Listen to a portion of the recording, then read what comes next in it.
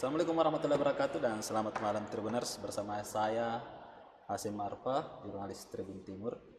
Dan pada malam hari ini kita khusus untuk bersama dengan jurnalis Tribun. Jadi saya berikan dulu pengantar bahwa sepekan ini kita menurunkan sebuah liputan khusus terkait Pilkada di 2024. Dan isu ini cukup lumayan panas untuk dibahas malam ini, tapi kita mesti bahas, yaitu politik dinasti di 2024. Nah, pada malam hari ini kita sudah kedatangan dua jurnalis Tribun Timur yang akan membincang terkait itu. Yang pertama ada Bung Edi Sumardi. Assalamualaikum. Waalaikumsalam warahmatullahi wabarakatuh. Gimana kabarnya? Alhamdulillah. Masih sibuk apa ini? Masih sibuk ini cari data terkait dengan pilkada. Oh iya. Kan iya. ada banyak yang bisa dikumpulkan data di sini. Iya. Profiling calon itu yang paling penting. Rakyat itu harus tahu ini calon ini seperti apa. Iya. Tahan dulu kayak ini. Sebentar kita bahas lebih lanjut terkait itu. Yang kedua ada Bung Alfian. Assalamualaikum. Siap, waalaikumsalam warahmatullahi wabarakatuh. Gimana kabarnya? Alhamdulillah sehat-sehat semua. Jadi Tribuners, tim inilah yang membuat liputan khusus terkait dinasti di Pilkada 2024. Judulnya ini Raja Dinasti ya. Politik Raja Sulsel. Politik Raja Sulsel. Nah, coba ditampilkan Bung Pais. Kita bahas bisa judul penjelasan kayak ini terkait bagaimana awal liputan ini kita buat. Ya, jadi bulan lalu itu kan gelombang unjuk rasa di Makassar itu di Indonesia itu kan besar sekali. Ya. Puncaknya ketika waktu itu hari Senin itu ada bukan pembakaran, mobil PT-PT yang terbakar. Situ kan salah satu yang disuarakan demonstran itu adalah tolak politik dinasti Raja Jawa. Iya. Di situ kan saya lihat, saya kayaknya kenapa ini mahasiswa dan kelompok masyarakat sipil itu banyak demonya itu yang isu nasional. Sementara sebenarnya di lokal ini kalau saya lihat calon-calon itu kan semenjak ada pilkada langsung itu ya calon kepala daerah kayaknya cuma dari itu saja. Iya. Itu saja. Saya cek kemudian, wah ternyata dari itu saja. Yang dari kan yang mendaftar di KPU itu ada 141 bakal calon.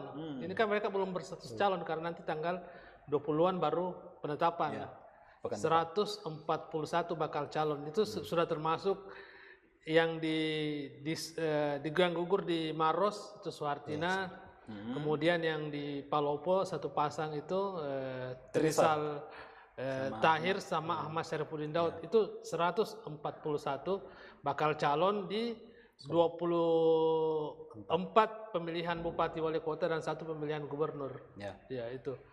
Saya lihat, wah ternyata itu mereka punya hubungan kekerabatan antara kepala daerah sebelumnya itu yang periode sebelumnya dengan periode sebelumnya. Artinya ada jeda. Apakah itu jeda 2 periode, 3 periode itu yang saya menarik ini. Ternyata mereka hanya itu saja. Nah, yang menarik juga yang orang banyak tahu di Sulsel itu dinasti paling besar itu kan Yasin Limpo. Yasin Limpo orang tahunya dulu dari di situ. Silimpo. Tapi tahun ini ya Silimpo, dinasti Silimpo itu sama sekali tidak ada yang dari klan Silimpo sama sekali tidak ada yang ikut di pilkada langsung. Itu kalau di pemilu kan ada. Nah, ini yang menarik. Orang sepertinya belum tahu bahwa ternyata selain dinasti Raja Jawa juga dinasti Raja Sulsel. Saya kasih Raja Sulsel karena ya raja-raja kecil. Memang itu kan dinasti itu memunculkan raja-raja kecil.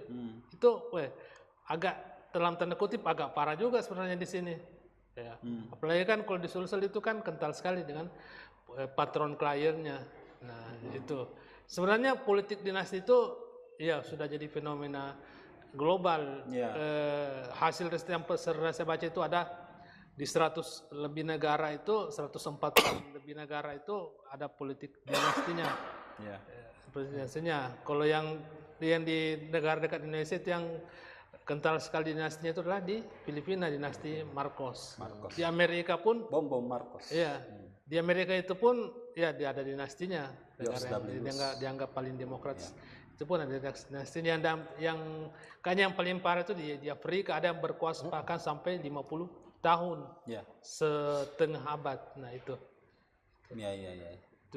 Penjelasan sedikit terkait liputannya ini. Sebentar mungkin Pak Pian masuk ke detailnya. Jadi ini liputan khusus ini ada lebih 10 sebenarnya tulisan berseri yang masih akan terbit mungkin sampai besok atau lusa. Itu masih ada ya, masih ada yang ditunggu-tunggu ya. Pertama itu tulisannya mengulas terkait sebenarnya bagaimana itu politik dinasti, politik dinasti.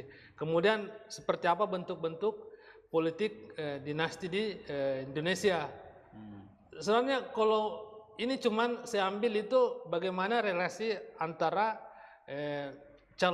bakal calon kepala daerah dengan kepala daerah sebelumnya. Tapi kalau misalnya mau diambil itu siapa kerabat yang duduk di DPRD, kemudian di di organisasi perangkat daerah misalnya kepala dinas itu lebih luas sebenarnya. Jauh lebih kalau mulai itu lebih parah. Lebih menggurita. Iya, lebih menggurita. Lebih menggurita. Tapi ya cuman spesifik ini yang mulai dari sini dulu. Ya, di pileg kemarin itu kita mulai dari Sulsel Kak, supaya lebih terarah. Ya, Sulsel itu dari 4 bakal calon gubernur dengan wakil gubernur itu, ya cuman satu yang saya terdapat itu punya relasi dengan kepala daerah sebelumnya, cuma Nasa Arsa. Tapi ya Andi Sudirman Sulaiman kita tahu lah klan Sulaiman, kemudian siapa ini Fatmawati Rusdi pasangannya itu, dia istri mantan bupati, dia juga pernah jadi bakal calon bupati, mau menggantikan suaminya di 2018 gagal itu. mau menggantikan suaminya di Sidrap. Nah di Sidrap juga ini menarik karena bupati yang penggantinya Rusdi Master suaminya itu juga sekarang giliran anaknya yang didorong. Dulu Rusdi Master dorong istrinya, sekarang ini Dola Manda dorong anaknya. Nah yang menarik ini juga Dani Pomanto, dia sudah naik level ke pemilihan gubernur. Nah dia dorong istrinya untuk jadi penggantinya wali kota ya, jadi wali kota. Nah kalau misalnya dilihat itu yang paling parah ini di Makassar ada 4 bakal calon, semua bakal calon itu terkait dengan Coba ke Makassar. Ya, semua pasangan terkait dengan politik kekerabatan. Cuman hanya Amri Arsyid yang bakal calon mendaftar terakhir itu yang tidak terkait dengan politik kekerabatan. Nah, itu. Makassar ini kan sebenarnya epicentrum itu. Nah kalau kita lihat ini hampir semua, mungkin Pak Pian bisa menjelaskan lebih detail lagi. Tadi sudah kita bincang-bincang sebelum ini. Bagaimana faktor kekerabatan ini sudah dari generasi kemana ini? Generasi keberapa mereka ini?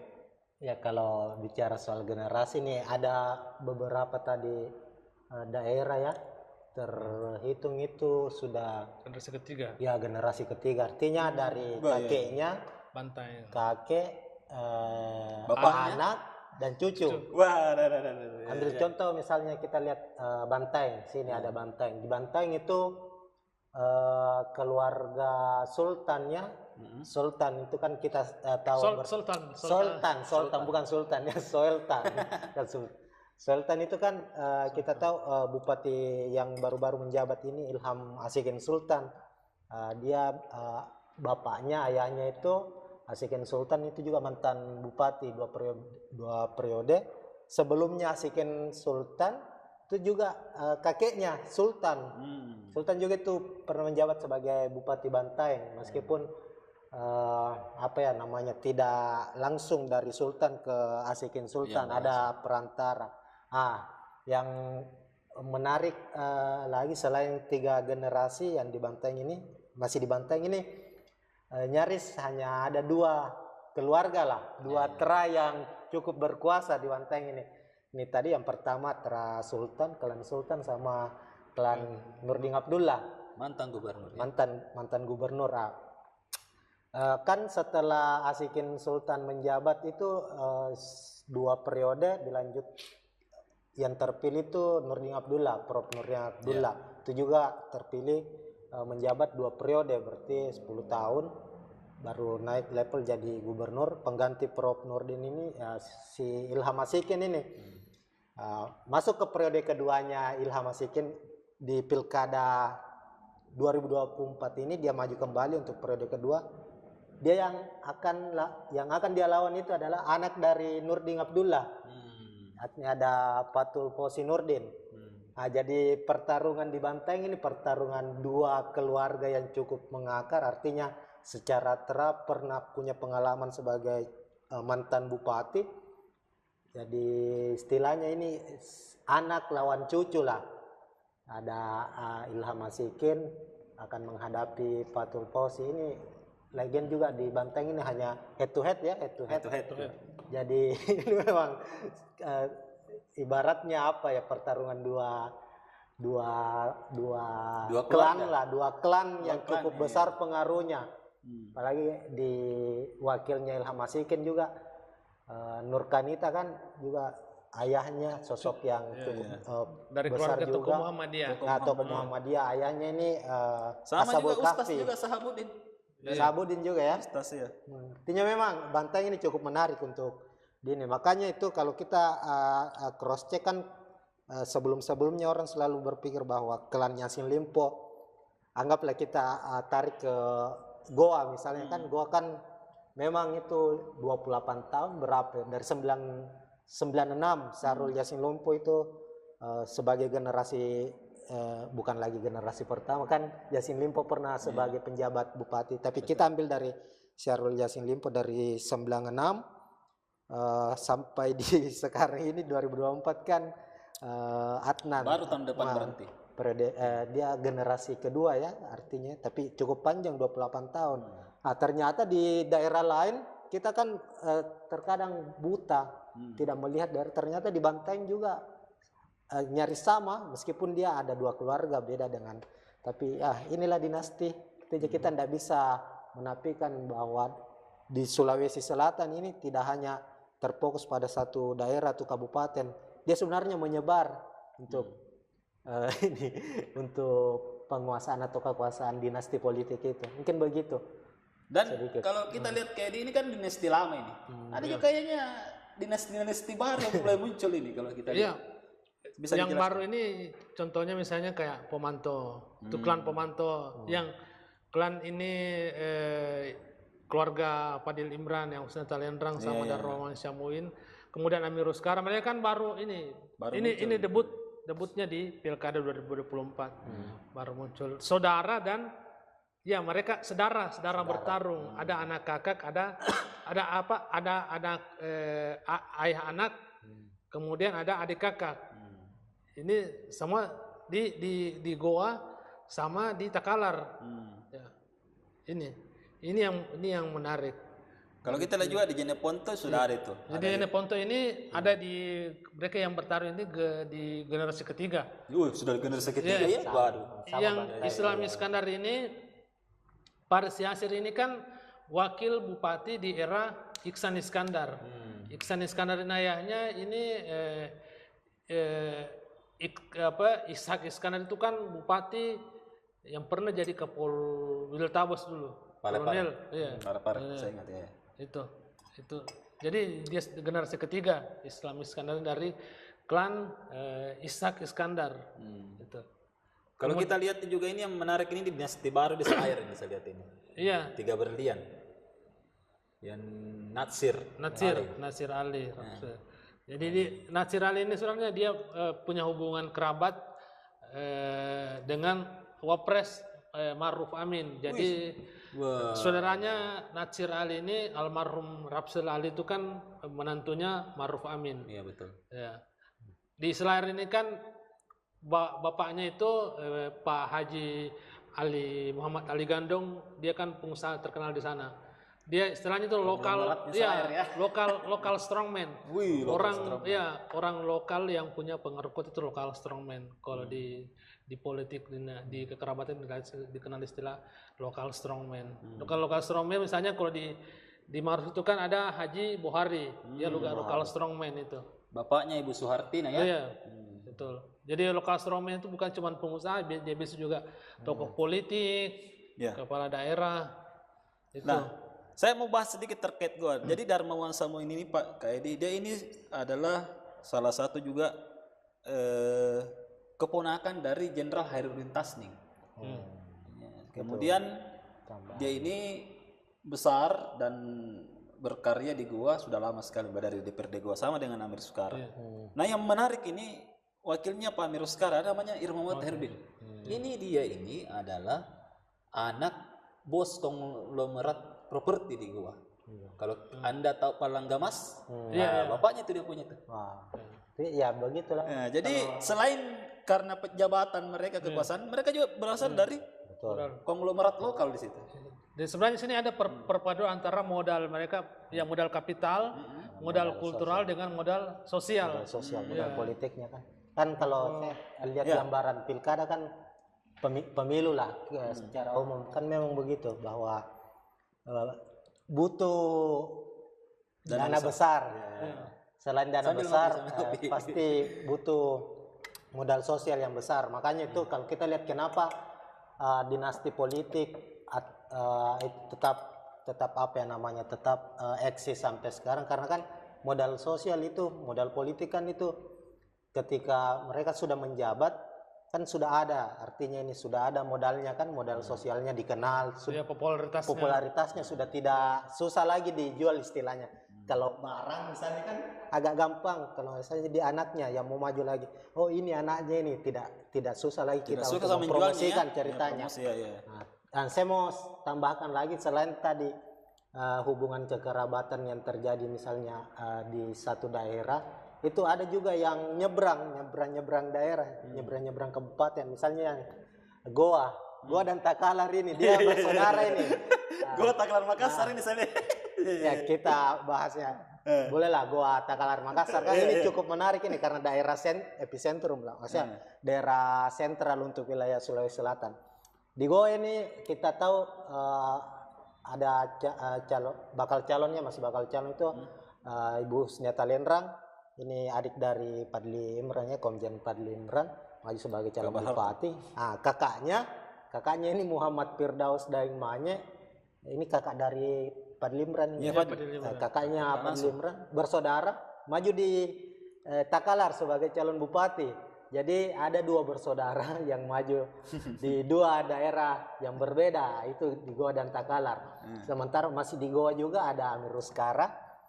Sekarang jabatannya wakil ketua MPR, maju untuk calon bupati di Goa, itu anaknya Ilham Arif Pausi maju sebagai calon wakil wali kota di Makassar. Ini berarti nyebrang begitu dinastinya, pembangunan dinastinya lah, rencana pembangunan dinastinya nyebrang. Itu juga terjadi di Bulukumba dan Sinjai. Ini kayaknya memang daerah-daerah yang bertetangga itu. Bulukumba dengan Sinjai, calon bupati petahana itu Andi Utta, Mukhtar Ali Yusuf ya, itu ternyata ada hubungan keluarga dengan calon yang mantan wakil bupati Sinjai yang sekarang maju sebagai calon bupati Sinjai itu Andi Kartinotong ini ponakan dari Bupati Bulukumba yang sekarang di Mukhtar Ali atau yang biasa dikenal sebagai Andi Utta. Keluarga dekat tuh. Satu paket aja ini ya. Nah, itu artinya ini.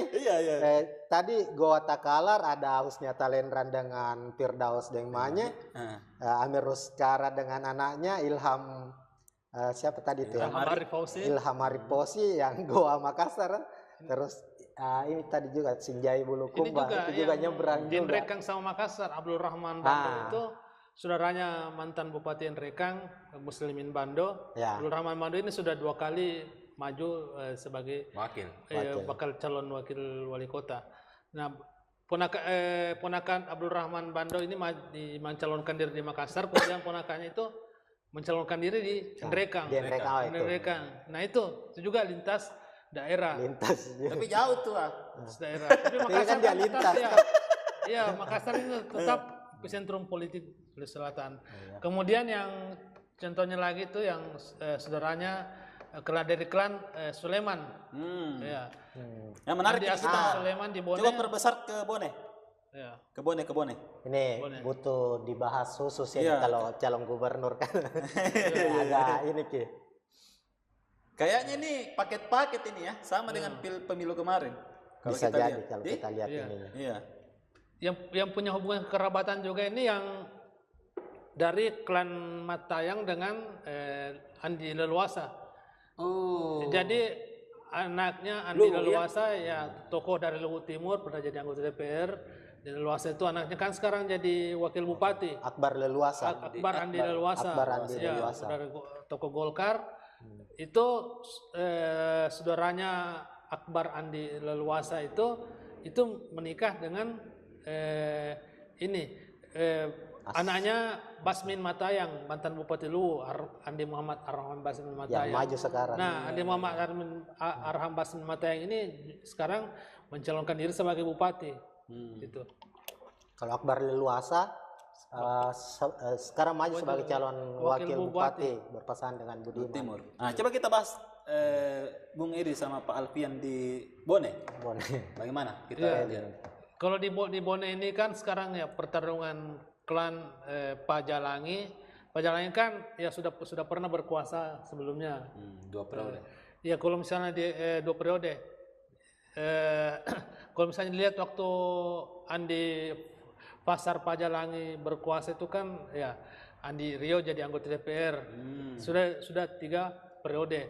Sudah periode. Tapi dia sebenarnya terpilih sebelum Andi dia mulai jadi anggota DPR itu sebelum Andi Pasar jadi bupati. Tapi waktu Andi Pasar jadi bupati itu kan saudaranya jadi kepala dinas. Ya. Kemudian ponakannya ada Andi Riyad Pajalangi itu dia jadi anggota DPRD Bone. Kemudian ada anaknya itu Andi Isman Pajalangi itu jadi anggota DPRD Sulsel.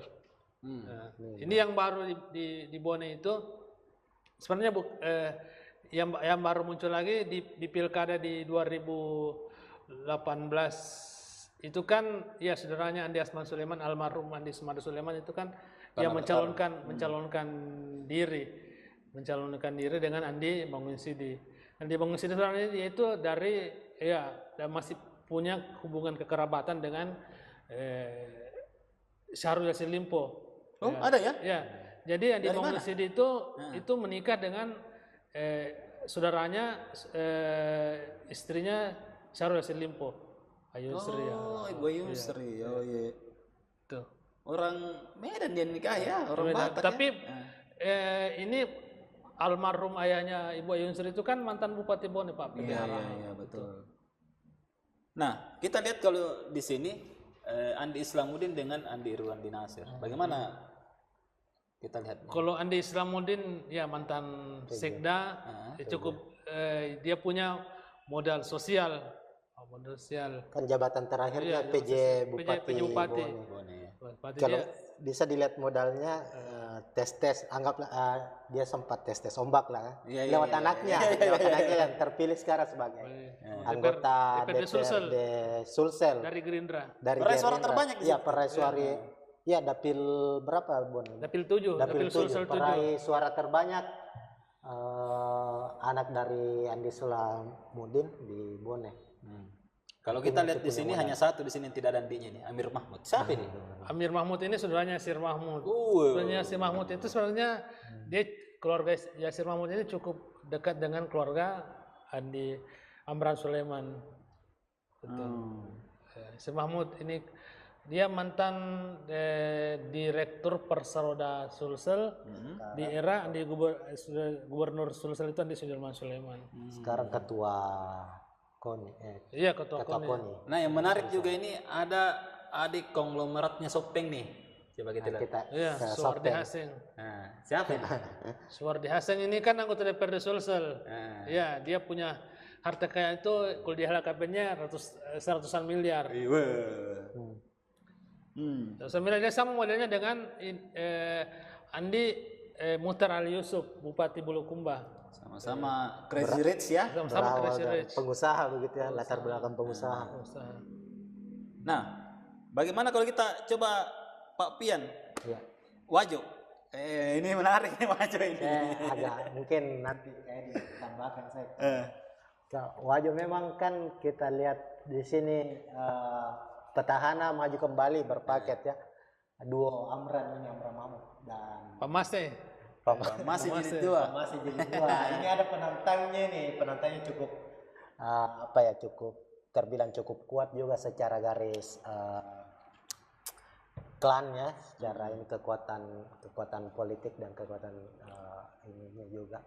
Ada Andi Rosman yang berpasangan dengan Baso Rahmanuddin. Nah, khusus untuk Baso Rahmanuddin ini benar ini ada garis garis kekerabatannya dengan mantan pejabat mantan bupati dari Wajo, yakni Andi Burhanuddin Unru, keluarga besar Unru. Kan kalau kita bicara soal nama Unru di Wajo sendiri kan ini cukup besar ya, pengaruhnya cukup besar, klannya juga. Dia ini Baso Rahmanuddin ini menantu dari Andi Burhanuddin Unru. Jadi boleh dibilang meskipun Wajo duet Amran Mahmud dan Amran ini sebagai petahana dan pertarungan di Wajo ini bakalan head to head, nampaknya akan sengit juga terjadi begitu karena kekuatan politik, modal sosial dan modal lain-lainnya itu cukup berimbang lah, mungkin begitu kalau untuk di Wajo. Nah kalau kita lihat Andi Rosman ini siapa ini? Ya. Andi Rosman kayaknya ini punya orang besar di belakangnya ini. Dia mantan birokrat di sana. Nah, dia tidak pernah berkarir di Wajo. Dia kan terakhir kepala DPM PTSP di Maros. 32 tahun dihabiskan karirnya di Maros. Tapi dia keluarga besarnya di Wajo. Keluarga besarnya di Wajo, dan dia itu modal sosialnya dia pernah berkarir sebagai birokrat. Tapi yang menarik juga ini Baso Rahmanuddin dulu kan pernah mencalonkan diri sebagai bupati dan tetap juga melawan Pak Masih. Pak Masih. Sekarang dia turun kelas jadi bakal jadi calon wakil bupati. Nah, ini. Oh ini kalau kita lihat Andi Rosman ini juga punya keluarga besar ya di Wajo. Dia ini punya ayah kandung namanya Andi Baso Passamamula. Kita kenal kan? Saya belum terlalu tahu ini kalau bagaimana latar belakangnya nih Andi Rosman. Saya lebih banyak tahu ini dari Baso Rahmanuddin. Baso Rahmanuddin jadi waktu Andi Burhanuddin Unru ini almarhum ini masih hidup. Dia kan pernah juga mendorong, selain menantunya dia pernah mendorong juga putrinya untuk mencalonkan diri sebagai bupati, tapi akhirnya yang jadi itu adalah Dr. Baso Rahmanuddin. Itu Amran Mahmud ini kan wakil bupati di era Andi Burhanuddin Unru jadi bupati. Iya. Itu. Betul. Ini dia periode pertama ya.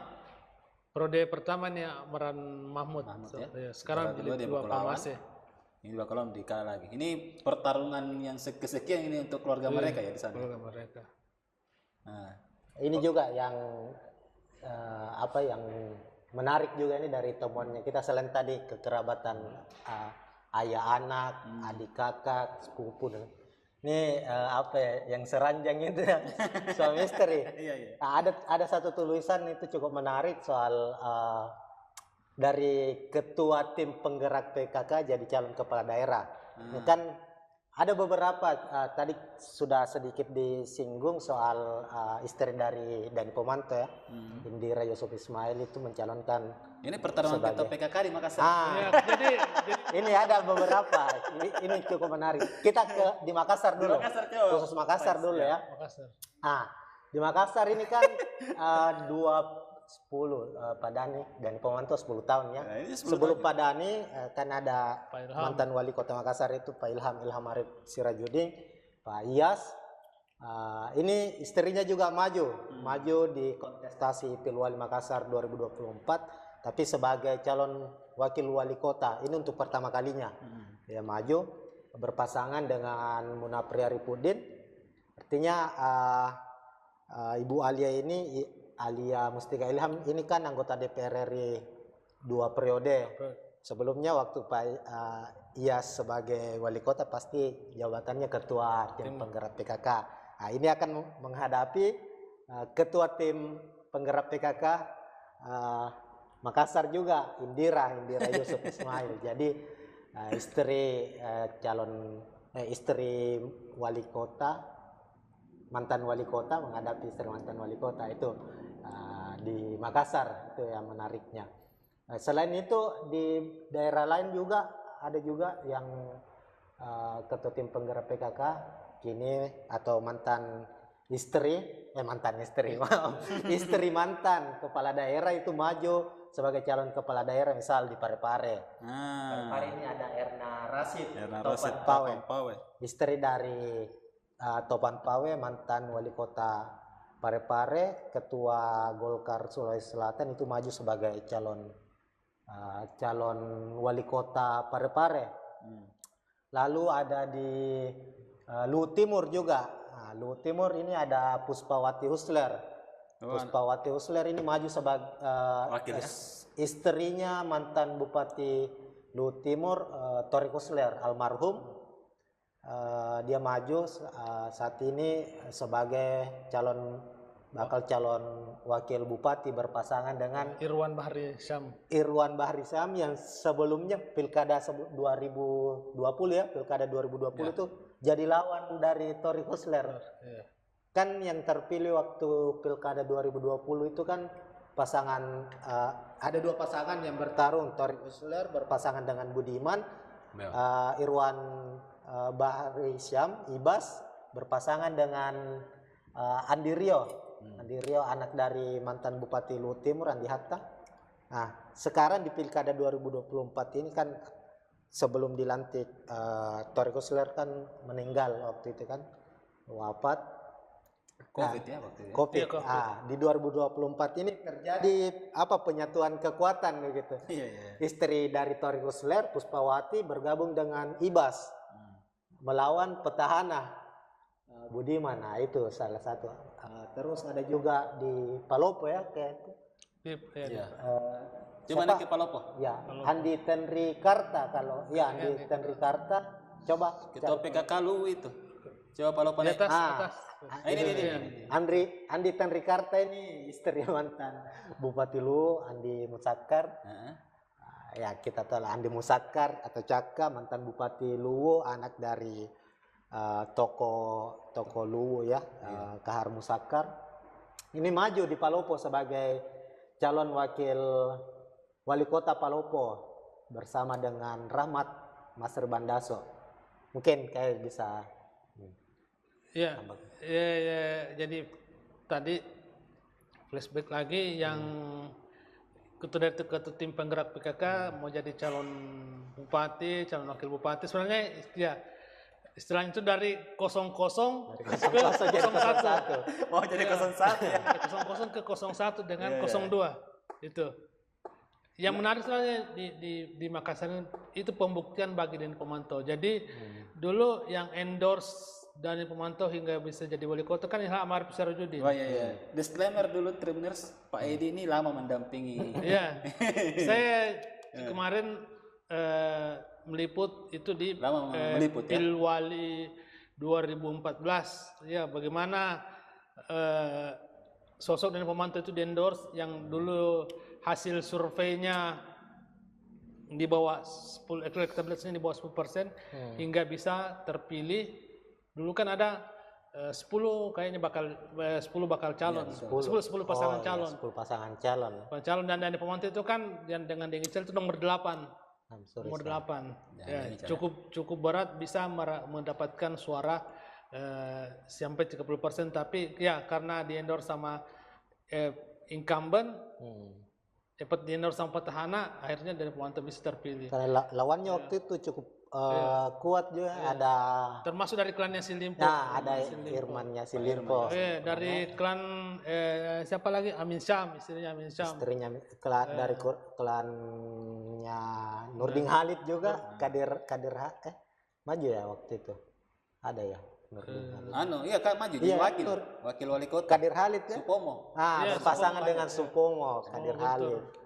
Jadi ini juga yang menarik, jadi dari dulu. Tunggu dulu, sebelum lanjut ini, daripada kita kelupaan, ini soal suami istri tadi, ada yang menarik juga nih, Lu Utara. Gantian. Suami mau gantikan istri ya. Tadi kan istri yang mau gantikan suami, ini ada suami yang mau gantikan istri. Di Lu Utara kan sekarang bupatinya Indah Indriani, Indah Putri Indriani. Sekarang itu bakal calon bupati dari Partai Golkar, mengusung Muhammad Fauzi. Entah lain ini suami dari Indah. Ini yang berbeda dari Lu Utara. Dia akan berpasangan dengan anak mantan bupati ya. Coba lihat. Lu Utara, coba. Dinastinya. Jadi Muhammad Fauzi ini suami dari bupati sekarang Indah Putri Indriani berpasangan dengan Haji Saputra. Haji Saputra ini putra mantan Bupati Lu Utara, jadi penyatuan kekuatannya untuk Lu Utara. Untuk pasangan ini cukup besar ya, cukup kental dinastinya lah, karena ada dua keluarga, dua klan yang bergabung di situ. Jadi Ibu Indah ini kan dia bupati ketiga itu setelah sejak Lu Utara terbentuk. Lu Utara itu kan hasil pemekaran dari Kabupaten Lu. Bupati pertama itu kan Andi Lutfian Dimuti. Kemudian dulu wakilnya Arifin Junaidi, kemudian jadi bupati, wakilnya itu Ibu Indah. Indah jadi bupati, wakilnya Suhaib Mansur. Ini maju nih juga nih. Suhaib Mansur. Nah, yang menarik ini kalau misalnya Muhammad Fauzi terpilih, karena kansnya kan ya besar. Muhammad Fauzi terpilih sampai misalnya nanti dia sampai 2 periode, artinya itu dalam 2 dekade, 1 periode itu kan 5 tahun, berarti 20 tahun itu ya Lu Utara ini dipimpin oleh satu ranjang. Seranjang. Ya, seranjang dalam dua periode, dan ini sejarah pertama di Lu Utara itu. Jadi ada suami gantikan istri, sejarah pertama dalam pemerintahan di Lu Utara. Bukan ini cuma Lu Utara, kayaknya secara umum Sulawesi Selatan belum ada ya yang belum ada ya. Suami gantikan istri. Yang banyak di Jawa tuh. Ya di Jawa. Di Jawa Tengah, di Jawa. Kalau Sulawesi Selatan ini yang menarik. Nah, kita masuk lagi ke Endrekan. Ini Endrekan juga pertarungan generasi kedua ini kalau kita lihat ini. Kedua dari klan Bando dengan Latundrung. Latundrung. Gimana Kak? Kita jelaskan coba. Jadi menarik juga di Endrekan ini karena Andi Tendeliwang Latindro ini anaknya bupati sebelum Muslimin Bando 2 periode itu kan Latundrung, Latindro Latundrung. Itu berpasangan dengan iparnya Rahman Bando. Saudaranya Muslimin Bando. Iya. Ya, itu. Ini pertarungan keluarga ini ya. Keluarga, jadi artinya sama. Sama keluarga ini. Jadi tidak keluar dari keluarga itu. Tidak dari dua keluarga itu. Dua keluarga Bando dari 2 pasangan. Iya, anaknya Pak Muslim Bando dengan iparnya Pak Rahman Bando. Bando. Lagonya kalau begitu. Iya, lagonya. Itu ini yang menarik. Jadi istrinya Yusuf Pritang ini bersaudara dengan istrinya Rahman Bando. Lagu. Itu. Sama yang di Sinjai juga yang Andikan Kartini Otong, ada satu pasang yang keponakannya itu. Sepupu 3 kali bukan keponakan, dengan Andi Iksan Hamid. Ya, sepupu. Keluarga dari Sinjai Tondong. Artinya ya sama dengan Enrekang, keluarga lawan keluarga. Jadi ini menarik karena masyarakat tidak punya banyak pilihan selain keluarga mereka ya. Iya. Ini karena mungkin dari rekrutmen di partainya ini yang memang sudah di situ. Kalau dilihat itu semua partai yang punya kursi di parlemen itu kan semua tidak ada yang tidak mengusung, tidak bisa mengusung. Tidak ada yang tidak mengusung bakal calon yang punya politik kekerabatan. Tidak ada partai yang lolos dari itu. Semua masuk di jaring kekerabatan itu. Itulah tadi kita kembali lagi persoalan modal itu ya. Tadi ada beberapa modal. Makanya kenapa ini masih terjadi?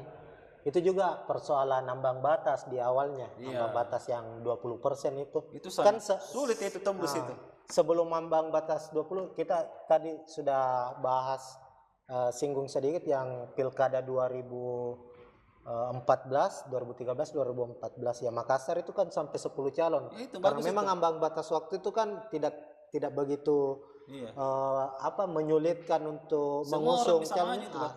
Syarat independen juga waktu itu kan mudah, jadi bisa sampai 10 calon, banyak figur yang muncul. Nah, setelah adanya ambang batas itu yang 20% kursi, perolehan kursi parlemen itu semakin menyempitkan peluang bagi figur-figur utamanya di luar dari kelompok yang berkuasa itu maju. Itu menurut pandangan pengamat ya, yang kita lihat juga secara bersama. Kenapa di 2024 ini masih terjadi demikian meskipun sudah terjadi perubahan ambang batas setelah putusan MK yang kemarin? Karena cukup mepet waktunya. Cukup mepet waktunya. Makanya mungkin masih berpatokan dengan itu ya. Nah, selain itu tadi tentu modal sosial bahwa para anggota keluarga atau kerabat yang maju saat ini punya hubungan keluarga dengan penguasa sebelumnya atau kepala daerah sebelumnya itu lebih gampang. Menurut mereka, menurut partai atau menurut orang yang mau mengendorse mereka ini, yang membiayai mereka ini, lebih gampang dijual ke masyarakat, tidak sulit begitu. Inilah yang mungkin salah satu kekurangan dari pemilihan langsung ya. Misalnya kalau dia sudah keluarga lama sudah di situ, mereka sudah menanam bibit-bibitnya di kepala dinas, misalnya di DPR. Betul. Toh begitu. Kalau penemuannya begitu kan di lapangan ya? Iya, betul juga. Jadi sebenarnya ini bukan barang instan. Barang instan contohnya itu di Baru. Di Baru, di Pare-Pare, kemudian di Enrekang. Jadi mulai dulu dari di Baru ini. Baru ini yang bakal calon bupati ini Dr. Nurul Ulfa Huda Suwardi itu, dia itu jadi PNS saat terangkat jadi PNS itu saat Suwardi sana jadi wakil bupati.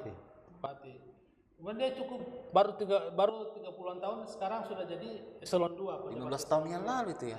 Kepala rumah sakit ya. Direktur rumah sakit sekarang jabatannya. Jadi eselon 2 setara dengan kepala dinas itu.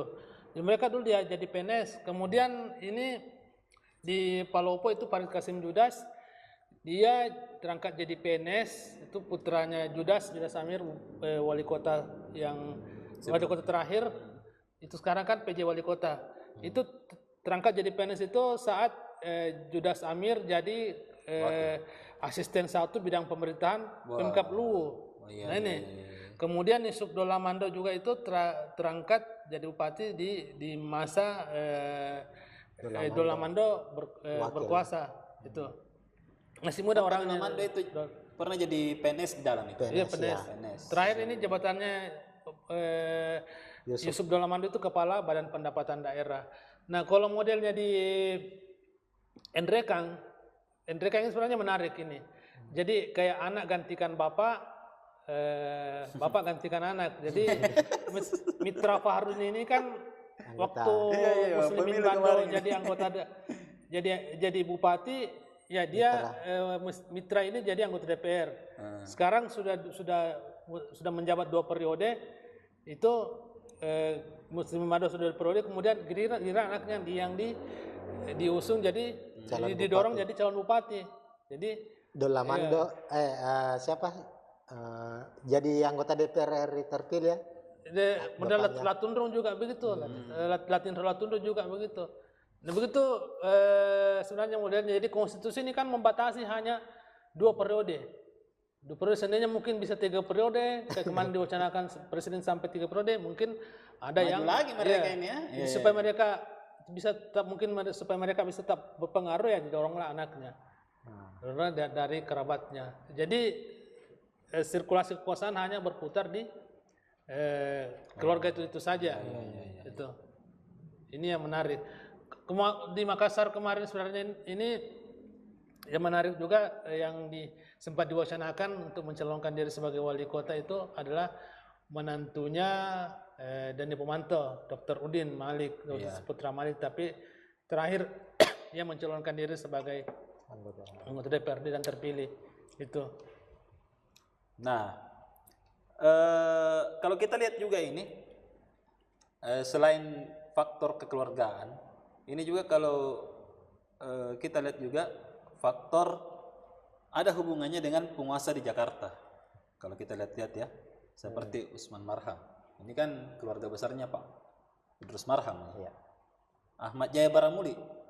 Ini kan mantan bapaknya ini mantan DPA, Dewan Pertimbangan Agung. Kakeknya ya. Mantan Gubernur Sulawesi Utara juga. Keluarga Baramuli. Jadi ada orang-orang yang lama ini, orang-orang yang sudah lama tidak pernah lagi kita lihat. Kayaknya ingin keturunannya ingin kembali bertarung di pilkada ini kalau kita lihat. Sama kalau kekuasaan pusat artinya orang yang punya jabatan di pusat kan, tokoh-tokoh politik pusat misalnya kayak siapa tadi saudaranya Usman Marham Idrus Marham kan mantan sekjen Golkar, mantan menteri sosial orang Pindrang, sekarang mendorong saudaranya Usman Marham calon gubernur kan juga begitu. Andi Sudirman Sulaiman kan adik dari begitu ya Menteri Pertanian kan Andi Amran Sulaiman. Bahkan Andi Amran ini ada 2 saudaranya yang ikut bertarung di pilkada di Sulsel selain calon gubernur. Di Bone tadi kita lihat Andi Asman maju sebagai calon bupati. Calon bupati di Bone, ada 2 saudaranya langsung saudara yang maju di pilkada Sulsel. Sebelum itu ya di Pileg juga anaknya terpilih. Peraih suara terbesar di Dapil 3 Sulsel. Dapil 2. Dapil 2 ya, Dapil 2. Dan di Sulsel dia peraih terbesar. Nah, itulah artinya ya memang apalah ya, lagi-lagi kita lihat bahwa ini mungkin menurut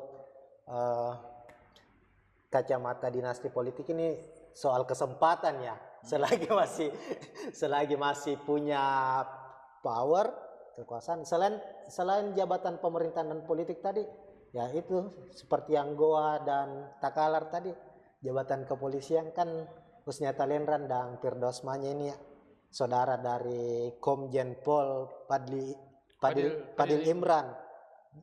Komjen Pol Padil Imran sekarang jabatannya Kabaharkam Mabes Polri. Ya, ini Bintang 3, 2 saudaranya maju sebagai calon kepala daerah di Goa dan Takalar. Mungkin masih ada yang lain. Kalau kita lihat calon Bu Husnia ini menggandeng wakil ketua DPRD Sulsel.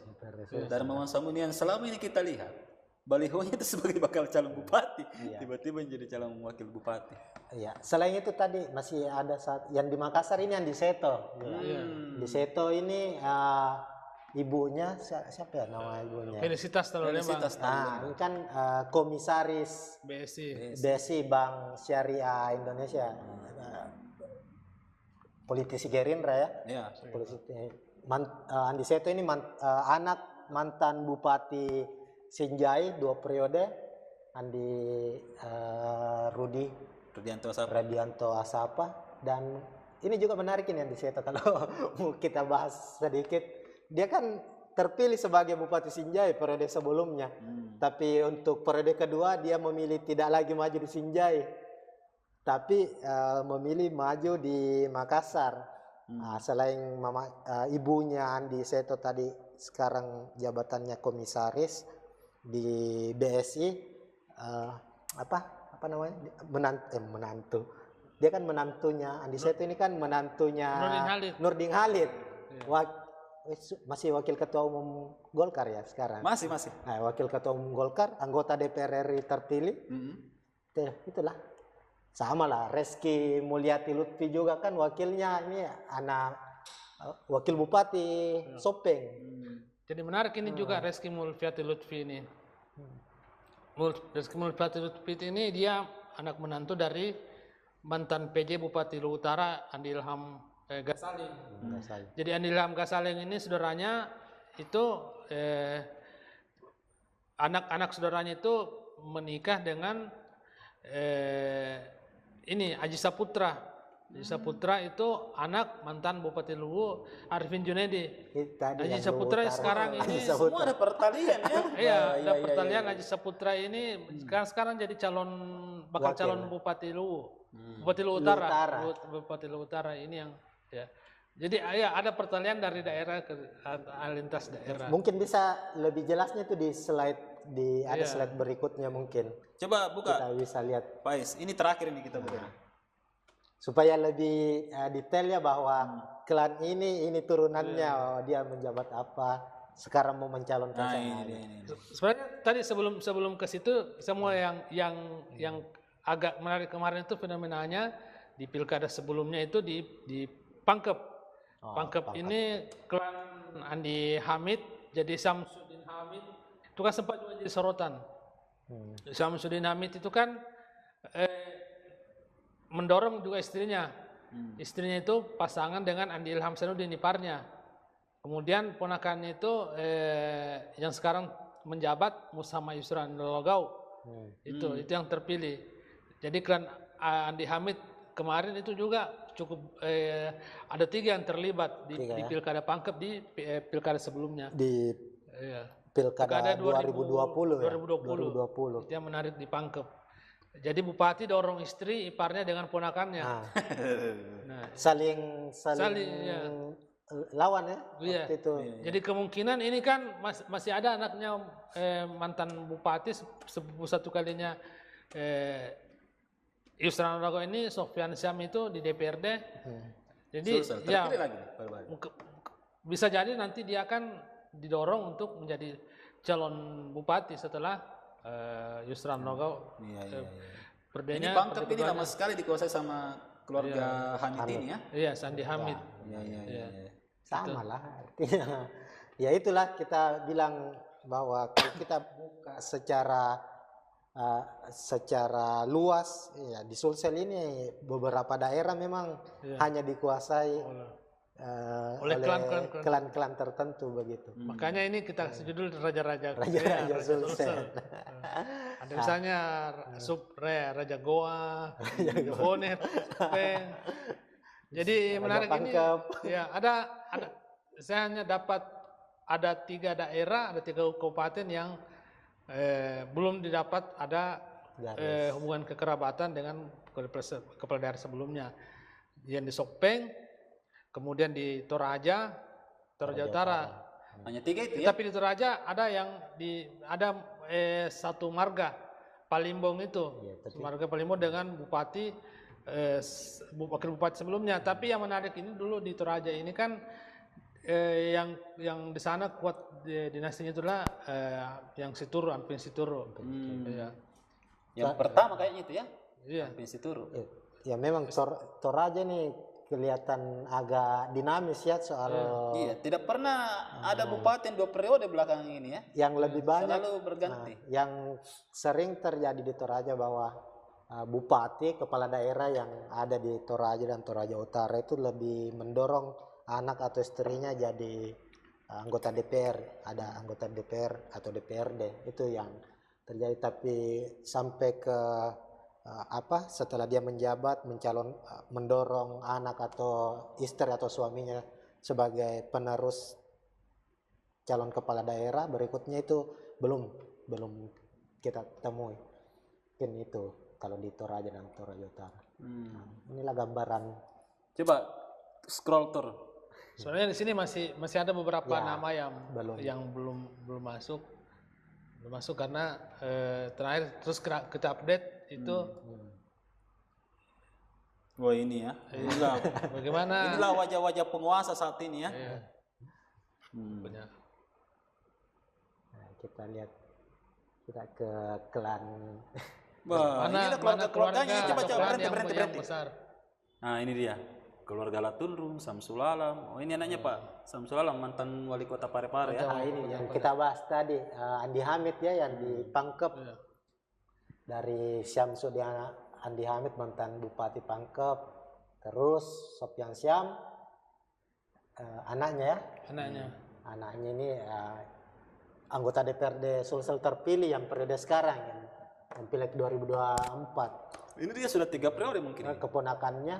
Keponakan Syamsuddin Andi Hamid, artinya dia sepupu dari Sopyan Syam, tuh Bupati petahana maju kembali sebagai calon bupati. Jadi kalau kita lihat ini seperti Pak Syamsuddin Hamid ini memang sudah lama dia membangun jejaring di sana. Karena dia kan mantan kepala desa dulu ya. Iya. Sama dengan Goa ya, Yasin Limpo. Iya, Pak Sarul kan mantan kepala desa juga. Jadi untuk membangun itu memang harus ada yang membangun dari awal ya. Iya.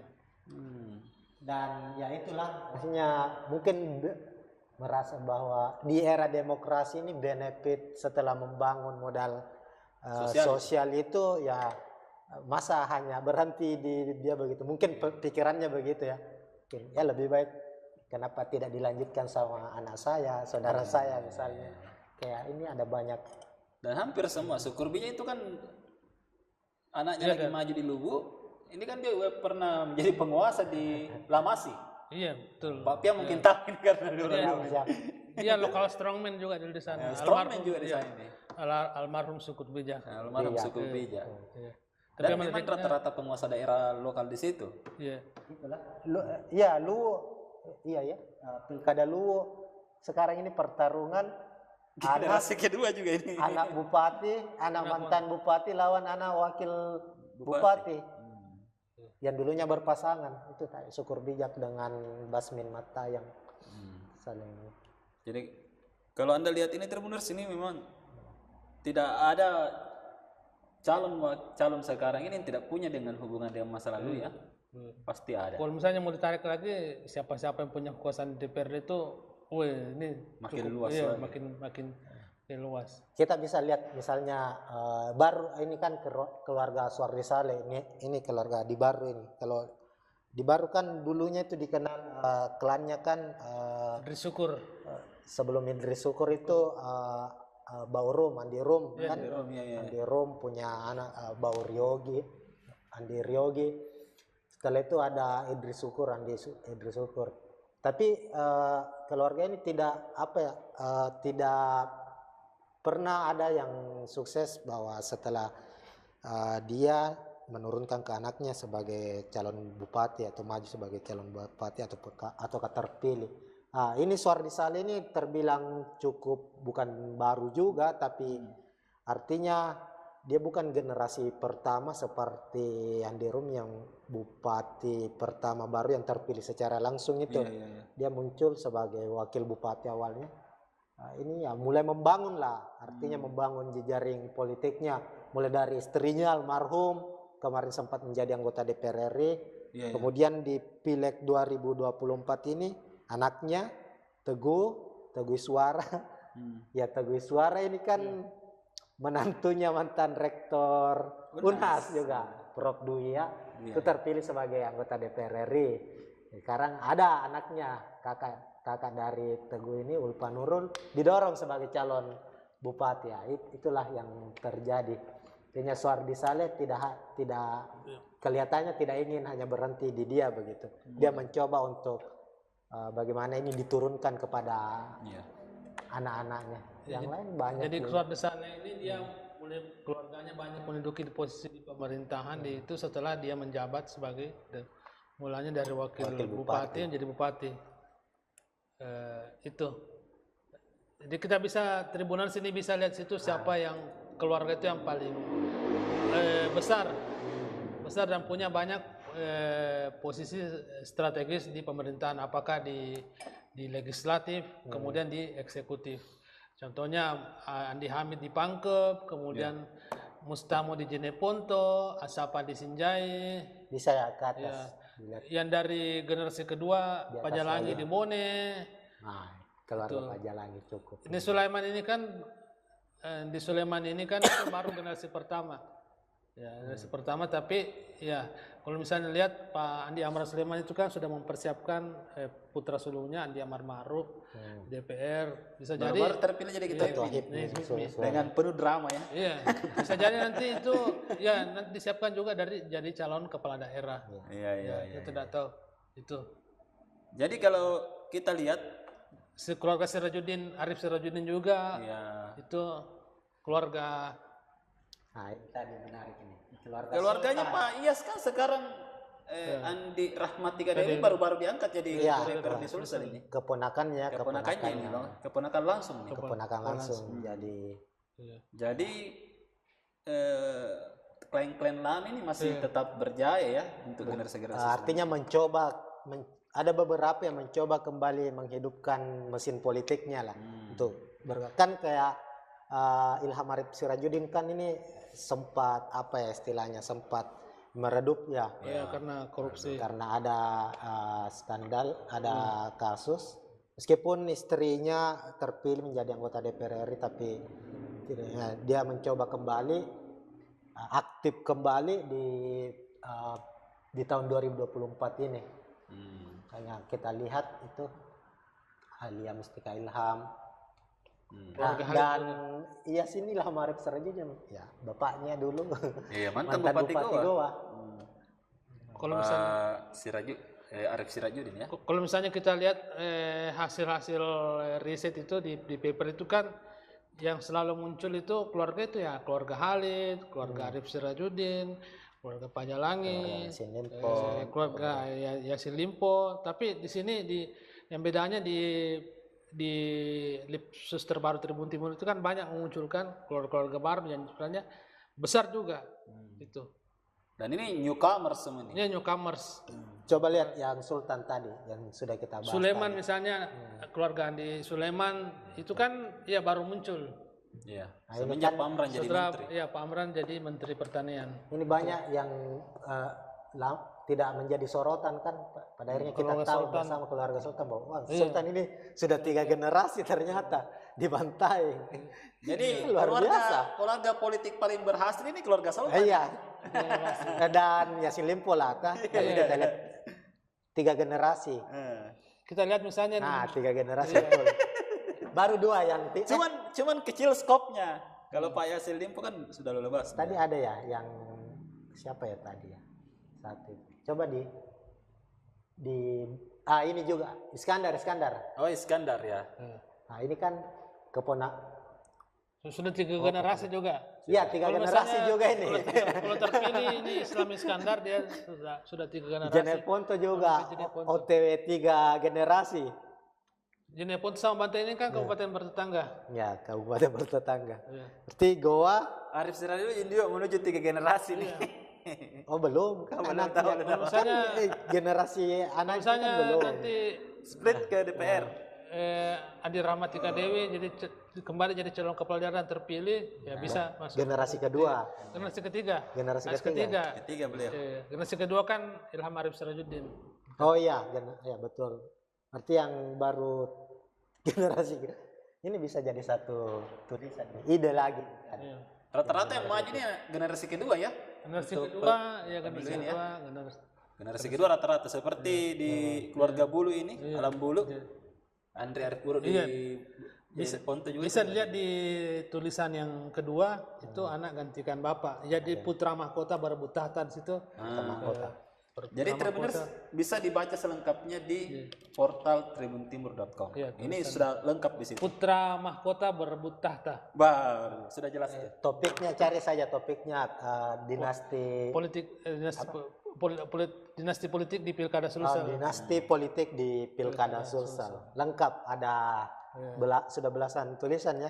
Nah, nanti coba baca di kolom deskripsi di bawah ini di video ini.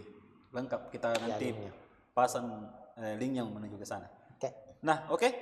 Siap. Ada lagi? Ini Tribuners sebenarnya ya, disclaimer terakhir ini kita turunkan.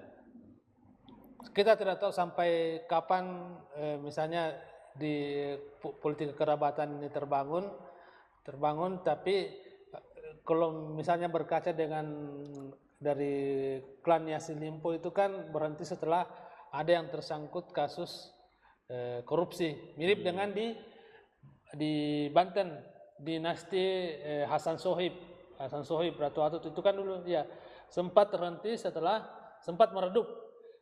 setelah Atut tersangkut kasus korupsi, tapi tetap hidup karena Airin Rahmidiani itu kan 2 periode jadi wali kota Tangerang Selatan. Tapi ya bisa jadi misalnya walaupun meredup ini jadi kembali hidup itu klan Yassin Limpo di beberapa periode ke depan itu. Jadi hanya KPK selama ini, kalau misalnya hanya KPK yang bisa mengerem ini politik kekerabatan. Kalau misalnya kita lihat, karena ya, beberapa dinasti itu ya tersangkut kasus korupsi. Dulu kan di Jambi itu yang Zumi Soleh itu kan kasus korupsi juga. Banten Ratu. Di Jawa Tengah itu paling banyak itu. Semarang. Itu. Betul. Seperti kata Lord Acton itu power stem korup, jadi kekuasaan cenderung korup. Jadi kalau mau lihat wataknya seseorang, kasihlah dia kekuasaan seperti apa dia memanfaatkan. Gitu. Ya. Oke deh kalau begitu. Ya. Oke, kita tutup dan Tribuners, Anda bisa baca lengkap ulasan dari Tribun Timur terkait politik dinasti Raja Sulsel ya, Raja Sulsel di Pilkada 2024. Raja Sulsel. Nah, sebagai penutup, politik dinasti bukan lagi barang baru. Para penguasa yang mendahulukan anaknya dan keluarganya adalah suatu fenomena biasa di Indonesia. Itu tidak dilarang undang-undang, tapi masyarakat pasti sudah bisa memilah dan memilih yang terbaik. Apakah Anda ingin memilih keluarga penguasa atau mencari orang baru?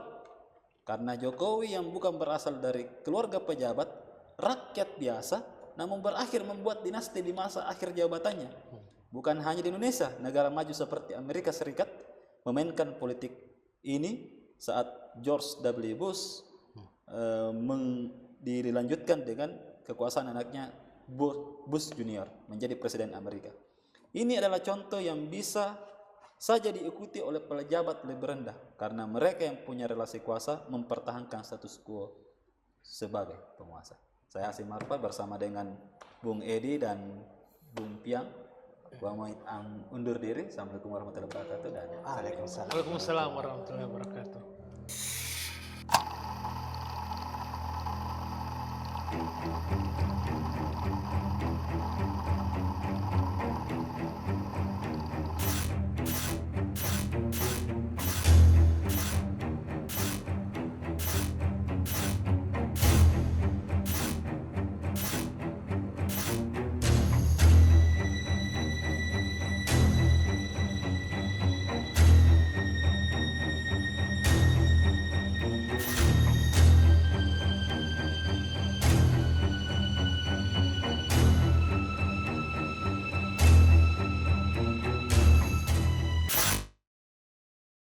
Download Tribun X sekarang, menghadirkan lokal menjadi Indonesia.